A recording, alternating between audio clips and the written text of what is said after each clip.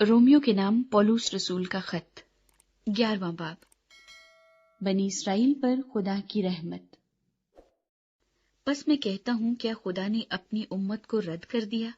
ہرگز نہیں، کیونکہ میں بھی اسرائیلی، ابراہیم کی نسل اور بنیامین کے قبیلے میں سے ہوں۔ خدا نے اپنی اس امت کو رد نہیں کیا جسے اس نے پہلے سے جانا۔ کیا تم نہیں جانتے کہ کتاب مقدس ایلیا کے ذکر میں کیا کہتی ہے؟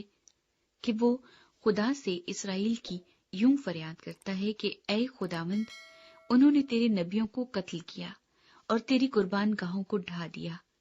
اب میں اکیلا باقی ہوں اور وہ میری جان کے بھی خواہاں ہے۔ مگر جواب الہی اس کو کیا ملا؟ یہ کہ میں نے اپنے لیے 7,000 آدمی بچا رکھے ہیں جنہوں نے بال کے آگے گھٹنے نہیں ٹیکے۔ بس اسی طرح اس وقت بھی فضل سے برگزیدہ ہونے کے باعث کچھ باقی ہیں، اور اگر فضل سے برگزیدہ ہیں تو اعمال سے نہیں، ورنہ فضل نہ رہا۔ بس نتیجہ کیا ہوا؟ یہ کہ اسرائیل جس چیز کی تلاش کرتا ہے وہ اس کو نہ ملی، مگر برگزیدوں کو ملی، اور باقی سخت کیے گئے۔ چنانچہ لکھا ہے کہ خدا نے ان کو آج کے دن تک سست طبیعت دی، اور ایسی آنکھیں جو نہ دیکھیں اور ایسے کان جو نہ سنیں۔ اور داؤد کہتا ہے کہ ان کا دسترخوان ان کے لیے جال اور پھندا اور ٹھوکر کھانے اور سزا کا باعث بن جائے۔ ان کی آنکھوں پر تاریکی آ جائے تاکہ نہ دیکھیں، اور تو ان کی پیٹھ ہمیشہ جھکائے رکھ۔ بس میں کہتا ہوں کہ کیا انہوں نے ایسی ٹھوکر کھائی کہ گر پڑے؟ ہرگز نہیں، بلکہ ان کی لغزش سے غیر قوموں کو نجات ملی تاکہ انہیں غیرت آئے۔ بس جب ان کی لغزش دنیا کے لیے دولت کا باعث اور ان کا گھٹنا غیر قوموں کے لیے دولت کا باعث ہوا، تو ان کا بھرپور ہونا ضرور ہی دولت کا باعث ہوگا۔ غیر یہودیوں کے لیے نجات۔ میں یہ باتیں تم غیر قوموں سے کہتا ہوں، چونکہ میں غیر قوموں کا رسول ہوں، اس لیے اپنی خدمت کی بڑائی کرتا ہوں، تاکہ کسی طرح سے اپنے قوم والوں کو غیرت دلا کر ان میں سے بعض کو نجات دلاؤں۔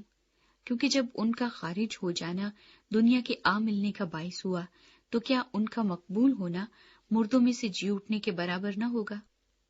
جب نظر کا پہلا پیڑا پاک ٹھہرا تو سارا گندا ہوا آٹا بھی پاک ہے، اور جب جڑ پاک ہے تو ڈالیاں بھی ایسی ہی ہیں۔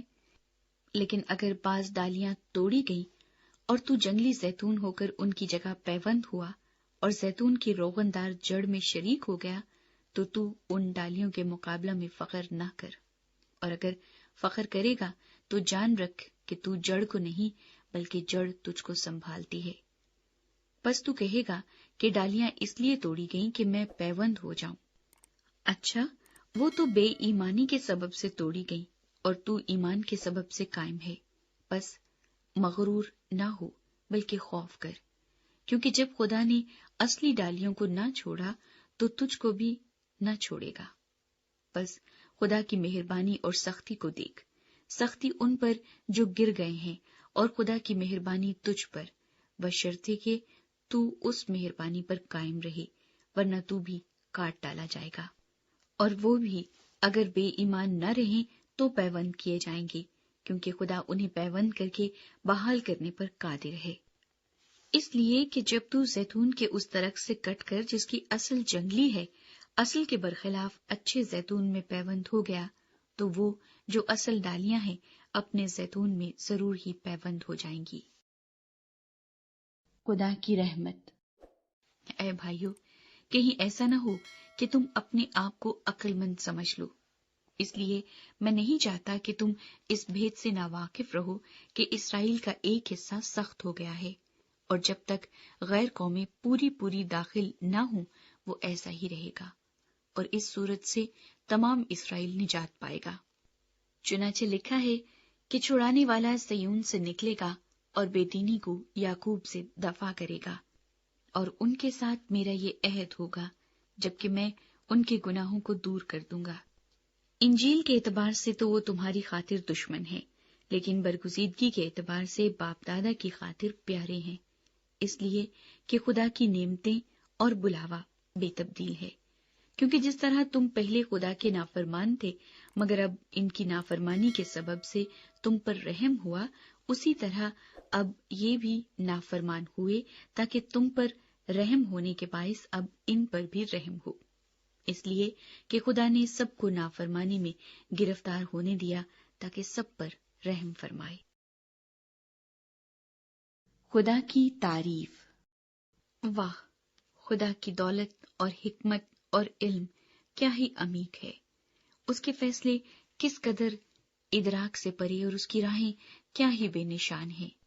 خداوند کی عقل کو کس نے جانا، یا کون اس کا صلاح کار ہوا، یا کس نے پہلے اسے کچھ دیا ہے جس کا بدلہ اسے دیا جائے، کیونکہ اسی کی طرف سے اور اسی کے وسیلے سے اور اسی کے لیے سب چیزیں ہیں، اس کی تمجید ابد تک ہوتی رہے، آمین۔